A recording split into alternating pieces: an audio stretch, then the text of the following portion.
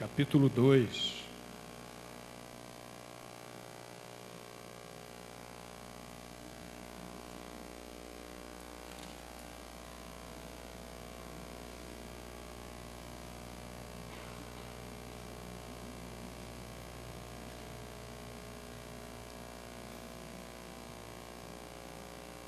Atos capítulo 2.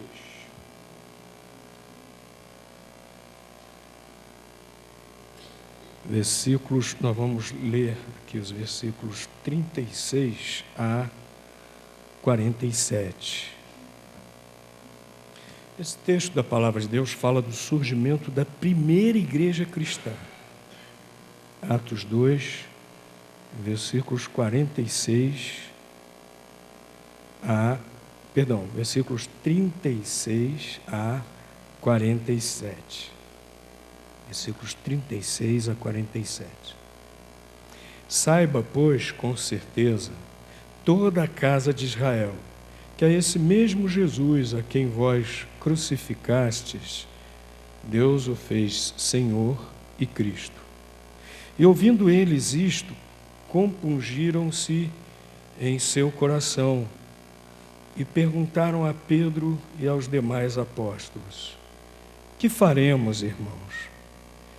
Pedro então lhes respondeu: arrependei-vos e cada um de vós seja batizado em nome de Jesus Cristo para a remissão dos vossos pecados, e recebereis o dom do Espírito Santo, porque a promessa vos pertence a vós, a vossos filhos e a todos os que estão longe, quantos o Senhor nosso Deus chamar. E com muitas outras palavras dava testemunho e os exortava, dizendo: salvai-vos desta geração perversa. De sorte que foram batizados os que receberam a sua palavra, e naquele dia agregaram-se quase 3.000 almas, e perseveravam na doutrina dos apóstolos, e na comunhão, no partir do pão e nas orações. E em cada alma havia temor, e muitos prodígios e sinais eram feitos pelos apóstolos. Todos os que criam estavam unidos e tinham tudo em comum, e vendiam suas propriedades e bens e os repartiam por todos, segundo a necessidade de cada um, e perseverando unânimes todos os dias no templo, e partindo o pão em casa, comiam com alegria e singeleza de coração, louvando a Deus e caindo na graça de todo o povo. E cada dia acrescentava-lhes o Senhor os que iam sendo salvos. Deus abençoe a sua palavra para que nós realmente apliquemos aos nossos corações e ao nosso viver. Queria conversar um pouquinho com os irmãos sobre a igreja verdadeira. Hoje existe um verdadeiro self-service de igrejas.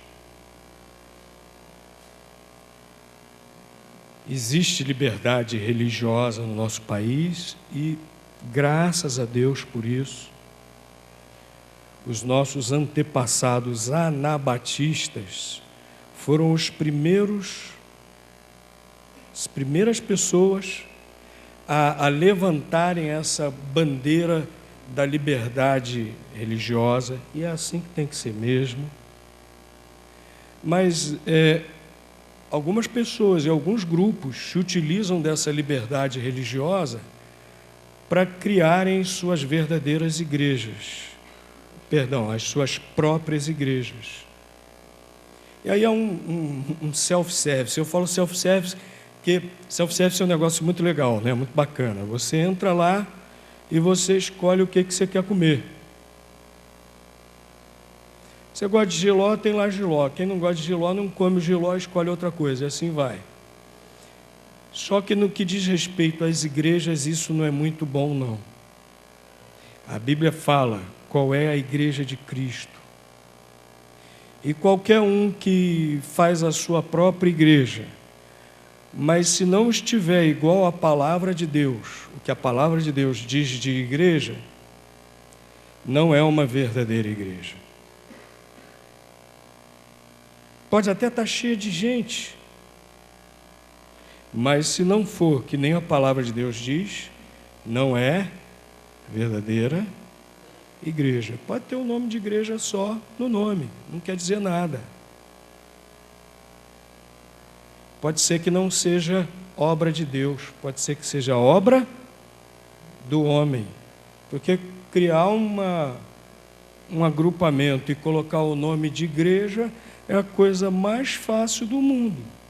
Aquele artista... gente, eu esqueço tudo, né? Isso não é de estranhar.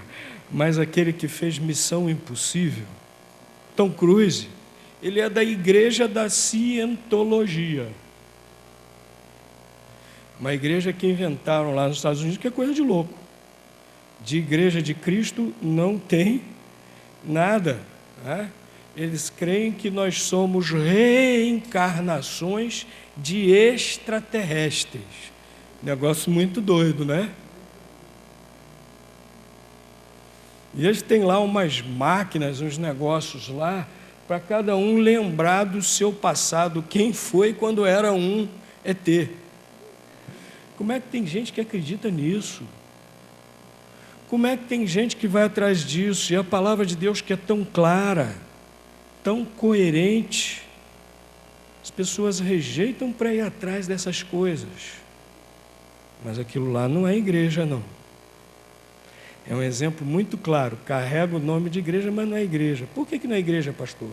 Porque não tem nada a ver com o que a palavra de Deus apresenta do que é uma verdadeira igreja. Nós acabamos de ler aqui sobre o surgimento da Igreja de Cristo, da primeira Igreja de Cristo, lá em Jerusalém. Não foi a de Roma, não foi a de Roma, não. A de Roma surgiu alguns anos depois. A primeira igreja que surgiu em cumprimento daquilo que Jesus falou: sobre esta pedra eu edificarei a minha igreja. A primeira que surgiu foi a de Jerusalém. E nós podemos dizer que aqui está, vamos dizer, o modelo, o protótipo para todas as outras igrejas de Cristo, inclusive a nossa. Nós fazemos parte, vamos dizer assim, nós somos um elo dessa corrente de muitos elos que vem desde lá da igreja de Jerusalém. Ali aconteceu o cumprimento do que Jesus prometeu. Ali estava o modelo da verdadeira igreja de Cristo. Vamos ver algumas características dessa verdadeira igreja de Cristo. Em primeiro lugar, vejam aí no versículo 38, até o versículo 41, nós vemos que uma verdadeira igreja de Cristo, ela é formada por pessoas que realmente se converteram ao Senhor Jesus Cristo. Característica básica de uma igreja de Cristo, formada por pessoas genuinamente convertidas a Cristo. Igreja, essa palavra tem o sentido original de reunião. Reunião de pessoas com determinadas características e com finalidades também, né? Essa palavra no grego, eclesia, quer dizer assembleia, ajuntamento, reunião. Eu gosto muito daquele cântico do início, que o nome é ajuntamento, né? Porque é justamente essa ideia de igreja, né? Ajuntamento dos salvos, ajuntamento daqueles que realmente já aceitaram o Senhor Jesus como seu único Salvador, como Senhor de suas vidas, que se arrependeram de seus pecados. E é isso que nós vemos naquele momento em que organizou-se a primeira igreja de Cristo. O Espírito Santo de Deus, outro cumprimento de outra promessa, desde lá do Velho Testamento, em que o Senhor Jesus repetiu, confirmou, né, o derramamento do Espírito Santo. Quando isso aconteceu, a gente lendo aqui a narrativa, aqui um pouquinho mais para trás, cheios do Espírito Santo, aqueles primeiros discípulos, o que fizeram? Falaram em outros idiomas. Por acaso? Não, porque ali em Jerusalém estava reunida uma grande multidão de várias nações, falavam vários idiomas para a festa de Pentecostes. E eles se maravilhavam, diz aqui o texto de Atos, e ficavam perplexos, porque cada um ouvia falar das grandezas de Deus no seu próprio idioma.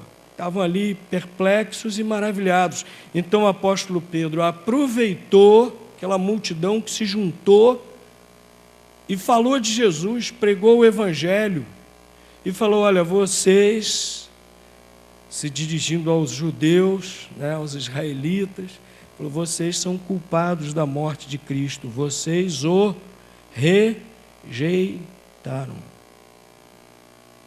E aí eles perguntaram para o apóstolo Pedro e para os outros crentes: que faremos? É interessante que o texto aqui do livro de Atos diz que eles se compungiram em seus corações.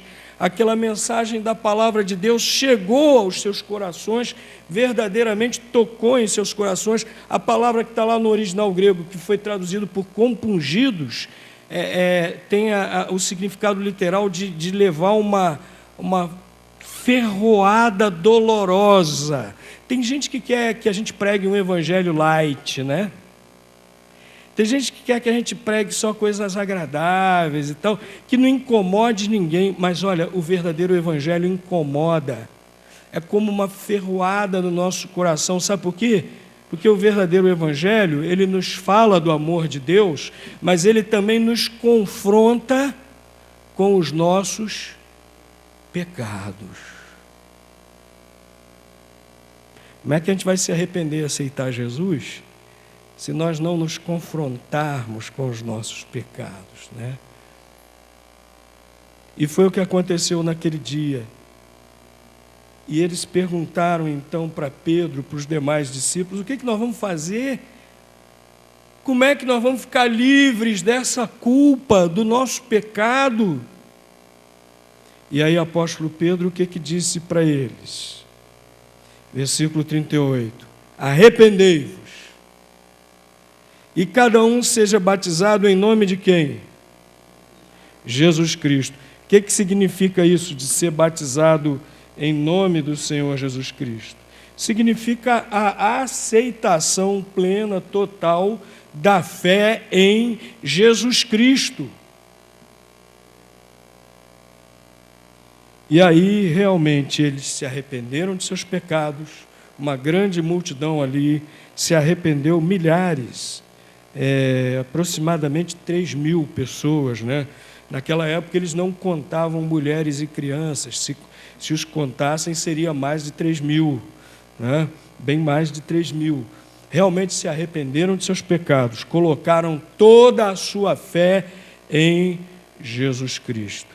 E aí o versículo 41 diz que esses que foram batizados, né, esses foram agregados, esses passaram a fazer parte da igreja, foram agregados, aquele grupo original de discípulos, passaram a fazer parte daquela igreja que estava surgindo naquele instante.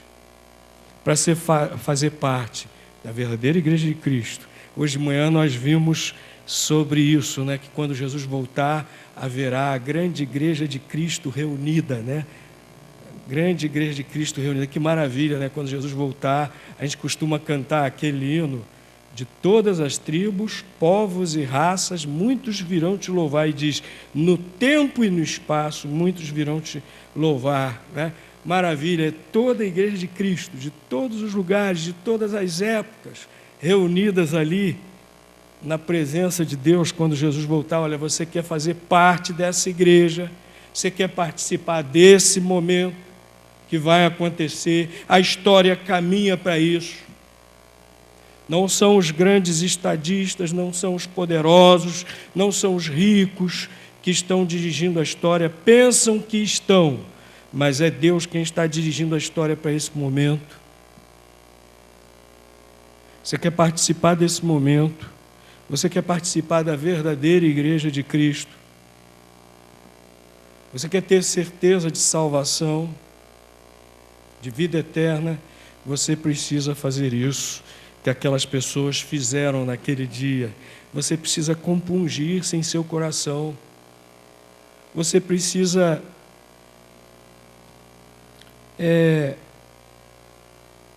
aceitar que de fato você é pecador. A Bíblia diz que todos nós somos.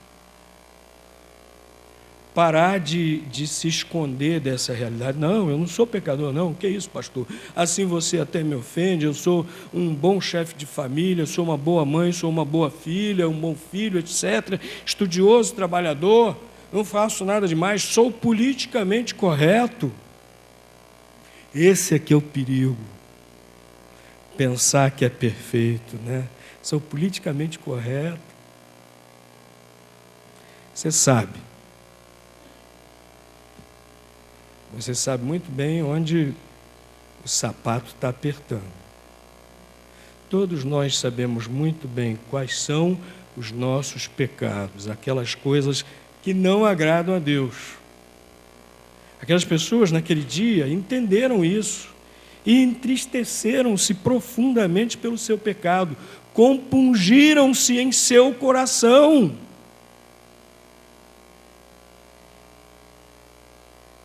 Você precisa fazer isso, você precisa se arrepender, fazer o propósito de mudar de atitude, de deixar Deus transformar a sua vida, dominar a sua vida e crer no Senhor Jesus Cristo de todo o coração, como Deus que se fez homem, o Filho de Deus, e lá na cruz sofreu, não foi por acaso não foi porque o plano dele deu errado, não, o plano dele deu certo, era esse o plano dele. Na escola bíblica dominical nós estamos vendo como tantas vezes ele falou aos seus discípulos que isso aconteceria, que isso era necessário para a nossa salvação, estava planejado desde a eternidade.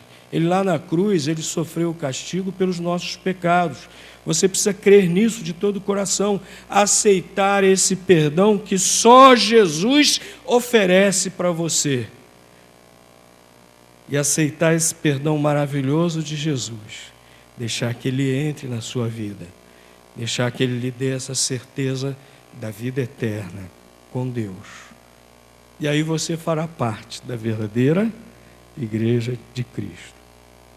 Fazer parte da igreja de Cristo precisa ser verdadeiramente convertido a Jesus, genuinamente convertido a Cristo. Mas esse texto também mostra aqui que a verdadeira igreja de Cristo também é constituída por esses crentes que, convertidos, agora estão perseverando na doutrina dos apóstolos. Olha aí o versículo 42, o que diz? Essas pessoas que se converteram a Cristo, o que faziam? Perseveravam o quê? Na doutrina dos apóstolos, na comunhão, no partir do pão, nas orações. Tudo mais de bom que a gente vai vendo aqui nessa igreja, aqui só tinha coisa boa nessa descrição, né? Tudo mais consequência, porque eram convertidos a Cristo e perseveravam na doutrina dos apóstolos. Perseverar quer dizer não abandonar, não colocar de lado, pelo contrário, praticar, crer, não só crer, mas praticar, vivenciar isso diariamente, com insistência, com intensidade. Eles perseveravam na doutrina dos apóstolos. Não era a doutrina de qualquer um, não. Era desses homens que aprenderam com o próprio Senhor Jesus Cristo. E o Senhor Jesus Cristo ressuscitou e apareceu para eles e disse o seguinte: assim como o Pai me enviou, eu vos envio a vós. Os apóstolos, eles foram comissionados pelo Senhor Jesus para dar continuidade à sua obra. Então não era a doutrina de qualquer homem, não. Era a doutrina, o ensinamento dos verdadeiros apóstolos de Cristo, pessoalmente escolhidos por Jesus, com essa incumbência dada a eles. Meus irmãos, uma igreja que segue qualquer vento de doutrina, criada por homens, não é a igreja de Cristo. Igreja que cada hora está com uma doutrina diferente, seguindo pensamentos de pessoas, né? Ah, fulano de tal está pregando isso no YouTube. Antigamente era na televisão, que era a efervescência, né? Agora é no YouTube. Poxa, eu vi fulano de tal, olha, vai lá no YouTube e o negócio se espalha, né? Vai lá no YouTube, vê pregador tal. Pô, puxa vida, esse camarada está com um negócio bacana, ensinando aí, eu vou... Esse aí que agora vai ser o guru da minha igreja.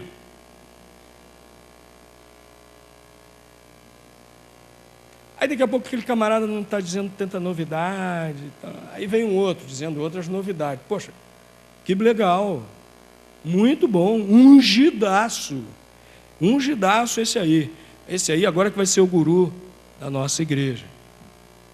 O apóstolo Paulo diz que quem fica mudando de direção igual o vento muda são as criancinhas, os imaturos. Nós temos que perseverar naquilo que está aqui, ó. E perseverando no que está aqui, nós vamos produzir os frutos que Deus espera de nós, que Deus deseja para nossas vidas. É perseverando na palavra de Deus, é estudando a palavra de Deus, é conhecendo a palavra de Deus. E não adianta só a gente estudar e conhecer, não. Não tem isso de ser um cristão teórico, não. A gente estuda o que está aqui para quê? Para viver, para botar em prática. Senão a gente fica obeso. Não existe obeso? O pessoal come demais, mas não queima, não se exercita. Espiritualmente também. Quando a gente só se alimenta da palavra de Deus e nunca coloca em prática, a alma da gente vai com o quê? Ficando cheia de gordura. Teoria é uma beleza, mas nós precisamos colocar em prática. Nós precisamos perseverar na doutrina dos apóstolos. Mas a verdadeira igreja de Cristo é formada por crentes que perseveram na oração. Nesse mesmo versículo nós vemos que aquela primeira igreja cristã era formada ali por membros que perseveravam na oração. Diz aqui claramente, nesse mesmo versículo 42, perseveravam na doutrina dos apóstolos, na comunhão e perseveravam em quê? Na oração, partir do pão e nas orações. Ah, meus irmãos, tudo que Deus tem usado para a igreja de Cristo realizar é quando a igreja de Cristo ora de verdade. E a gente começa a ver isso aqui já no início do livro de Atos, quando eles tiveram que escolher um apóstolo substituto lá de Judas, que tinha traído Jesus. Além deles relembrarem qual seria o critério, era necessário que fosse alguém que andou com Jesus durante todo o ministério. Eles também oraram. Ah, pastor, eles lançaram sorte, sim, mas eles oraram. Depois também, quando se inicia a perseguição, o que eles foram fazer? Orar, pedindo para Deus proteger? Não, pedindo ousadia para continuar testemunhando. Quando o Espírito Santo iniciou a obra missionária, por intermédio da igreja de Antioquia, e falou para aquela igreja: separai-me, Paulo e Barnabé, para a obra que eu já os tenho separado. O que os líderes daquela igreja lá de Antioquia estavam fazendo? Orando. E deviam estar orando há muito tempo, porque diz que eles estavam orando e o quê? Jejuando, ou seja, deviam estar orando há muito tempo, juntos ali, uma reunião de oração bem longa, porque eles estavam de barriga vazia, não pararam para comer. E aí a gente vai vendo na Bíblia como a oração era e é importante para o povo de Deus, para a sua igreja. E às vezes eu fico triste de constatar que a gente fala muito em oração, mas parece que a gente não ora, parece que nós não oramos o que deveríamos orar. Graças a Deus que nessa igreja aqui tem um grupo incansável que se reúne para orar. Como igreja reunida para orar. Deus gosta disso, Deus se agrada disso. E como é que está a nossa vida de oração individualmente também, como membros desse corpo? Precisamos orar. Às vezes nós só oramos com mais intensidade quando estamos com problema, não é verdade? A situação está ruim, estou com problema, estou desempregado, estou doente, algum problema sério, aí não perco mais um culto de oração da igreja e peço para todos os irmãos orarem, e todo dia estou lá de joelho. Aí Deus resolve o problema, Deus é muito bom, né? Deus responde às orações, aí eu vou esquecendo de orar. Olha, às vezes a gente precisa estar sempre com problema para lembrar de orar. Está sempre orando. Perseveravam na oração. E essa primeira igreja, essa verdadeira igreja de Cristo, também tinha uma característica que os irmãos já leram, até mencionaram aí quando eu perguntei. Esses crentes perseveravam na comunhão. Diz que diariamente eles partiam o pão, versículo 42, né? Perseveravam no partir do pão. Versículos 44 e 46 diz que todos estavam unidos, tinham tudo em comum. Não havia aquele sentimento de egoísmo, de posse, né? E o que diz mais aqui no texto, no versículo seguinte? Que eles até vendiam suas propriedades para repartir com quem tinha necessidade. Muito fácil a gente dizer que tem comunhão, né? A gente sair de um culto alegre, edificante como esse, né? E se abraçar assim, eu te amo, meu irmão, e tal. Isso é bom, isso faz parte da comunhão. Mas a comunhão se manifesta realmente quando o irmão está precisando. O irmão está precisando e nós vamos lá e ajudamos. Nós vamos lá e repartimos. A verdadeira igreja de Cristo não é formada por pessoas insensíveis, não. Porque o verdadeiro crente, o Espírito Santo, toca no seu coração. E ele é movido a ajudar os outros irmãos que estão precisando. A verdadeira igreja de Cristo, portanto, formado por esses crentes que perseveram na comunhão. E por último, meus irmãos, a verdadeira igreja de Cristo é formada por crentes que perseveram também no testemunho. Vejam aqui o finalzinho do texto, versículos 46 e 47. Como é que essa comunhão deles também dava frutos. Final do versículo 47 diz: cada dia acrescentava-lhes o Senhor os que iam sendo salvos. Essa comunhão da igreja, essa maneira de viver de cada membro, dava testemunho de Cristo. As pessoas viam que não era mais uma seita judaica só de palavras. As pessoas viam que Cristo realmente estava ali.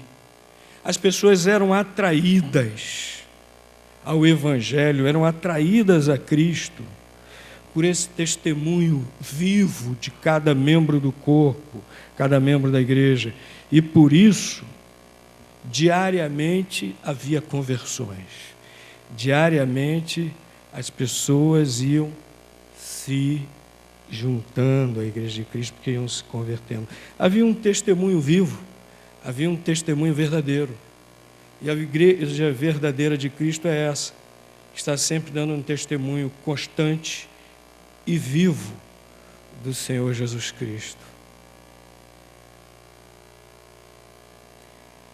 Precisamos ser sempre assim, irmãos. Cada um de nós e todos nós como igreja, sempre mostrando pelas nossas atitudes, pela nossa comunhão, que Cristo está aqui, que aquilo que nós estamos pregando é verdadeiro. O pastor Sérgio falou uma coisa que é bem verdade, que descreve bem a nossa época. Eu esqueci o adjetivo que ele usou, mas dando a entender que estamos vivendo dias assim, uma época assim terrível, desesperadora, mas é uma época desesperadora, que as pessoas se lançam em busca de verdadeiras anestesias, porque não veem luz no fim do túnel, porque não veem verdadeira esperança. E é esse nosso verdadeiro testemunho de Cristo que vai mostrar a luz no fim do túnel, que vai mostrar a verdadeira esperança que há em Cristo. Eu vou repetir, para terminar essa reflexão, essa mensagem, vou repetir as mesmas palavras que eu usei hoje de manhã. Me perdoem, eu vou ficar devendo o autor. Eu tenho até anotado lá em casa, mas esqueci o nome do autor. É um pastor presbiteriano. Ele afirmou o seguinte: pode ser uma reunião muito bonita com uma música excelente. Se o evangelho não está presente, não é culto, é show. Pode ser um grupo realizando muitas obras sociais. Se o evangelho não está presente, é uma ONG.